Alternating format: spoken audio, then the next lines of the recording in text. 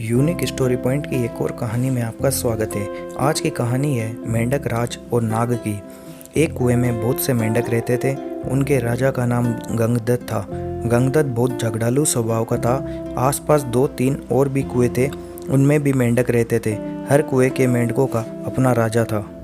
हर राजा से किसी न किसी बात पर गंगदत्त का झगड़ा चलता ही रहता था।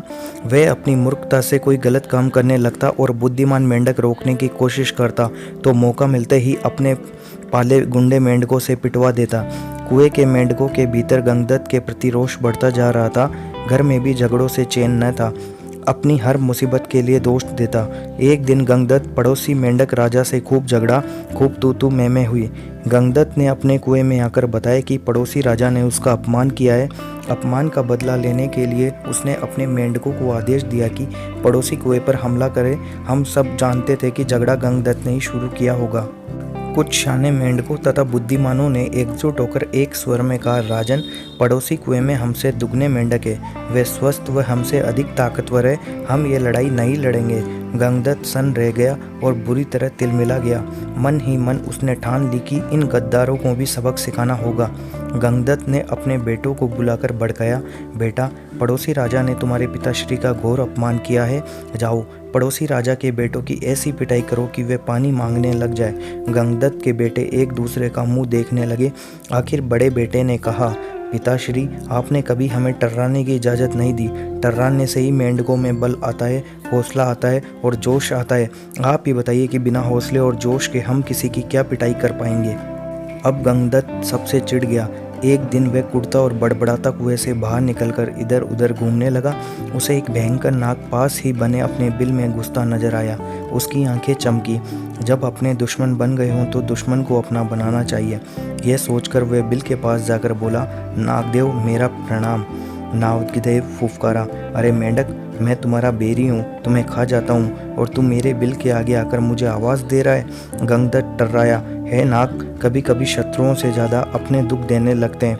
मेरा अपनी जाति वालों और सगों ने इतना घोर अपमान किया है कि उन्हें सबक सिखाने के लिए मुझे तुम जैसे शत्रु के पास सहायता मांगने आना पड़ा है। तुम मेरी दोस्ती स्वीकार करो और मज़े करो। नाग ने बिल से अपना सिर बाहर निकाला और बोला, मज़े कैसे मज़े? गंगदत्त ने कहा, मैं तुम्हें इतने मेंढक खिलाऊंगा कि तुम मोटे अजगर बन जाओगे। नाग ने शंका व्यक्त की, पानी में मैं जा नहीं सकता, कैसे पकड़ूंगा मेंढक? गंगदत्त ने ताली बजाई, नाग भाई, यही तो मेरी दोस्ती तुम्हारे काम आएगी।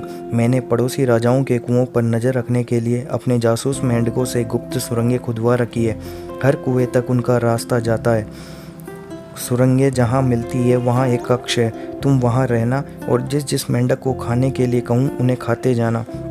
नाग गंगदत्त से दोस्ती के लिए तैयार हो गया, क्योंकि उसमें उसका लाभ ही लाभ था। एक मूर्ख बदले की भावना में अंधे होकर अपनों को दुश्मन के पेट के हवाले करने को तैयार हो तो दुश्मन क्यों न इसका लाभ उठाए। नाग गंगदत्त के साथ सुरंग कक्ष में जाकर बैठ गया।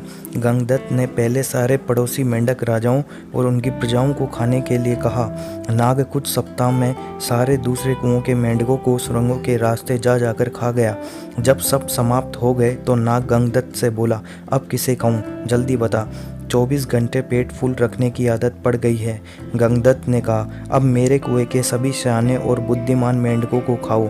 वे खा चुके तो प्रजा की बारी आई। गंगदत्त ने सोचा, प्रजा की ऐसी की तैसी, हर समय कुछ न कुछ शिकायत करती रहती है। उनको खाने के बाद नाग ने खाना मांगा तो गंगदत्त बोला, नाग मित्र, अब केवल मेरा कुनबा और मेरे मित्र बचे हैं। खेल खत्म और मेंढक हजम।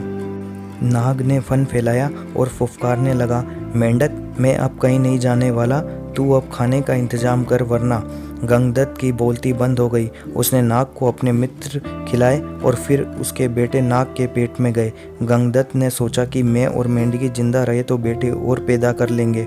बेटे खाने के बाद नाग फुफकारा, और खाना कहाँ है? गंगदत्त ने डरकर मेंढकी की ओर इशारा किया। गंगदत्त ने स्वयं के मन को समझाया, चलो बूढ़ी मेंढकी से छुटकारा मिला, नई जवान मेंढकी से विवाह कर नया संसार बसाऊंगा। मेंढकी को खाने के बाद नाग ने मुंह फाड़ा, खाना। गंगदत्त ने हाथ जोड़े, अब तो केवल मैं बचाऊं, तुम्हारा दोस्त गंगदत्त, अब लौट जाओ। नाग बोला, तू कौन सा मेरा मामा लगता है, और उसे हड़प गया। इस कहानी से हमें यह सीख मिलती है कि अपनों से बदला लेने के लिए जो शत्रु का साथ लेता है उसका अंत निश्चित है।